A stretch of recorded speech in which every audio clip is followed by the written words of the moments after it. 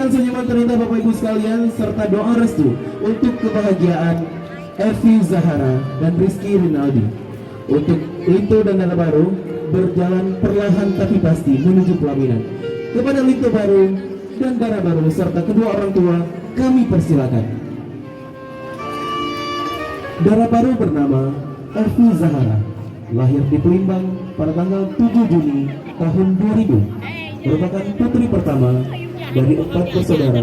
Pasangan berbahagia Bapak Zakaria dan Ibu Nilawati sedang menyelesaikan pendidikan.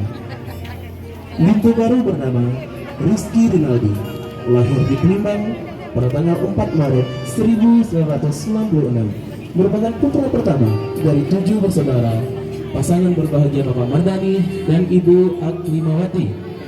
Hadirin yang kami muliakan, inilah Linto dan Dara Baru kita.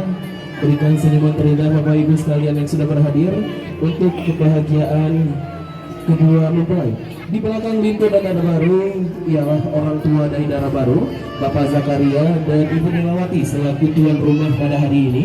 Dan di belakang kedua orang tua dari Dara Baru yaitu Bapak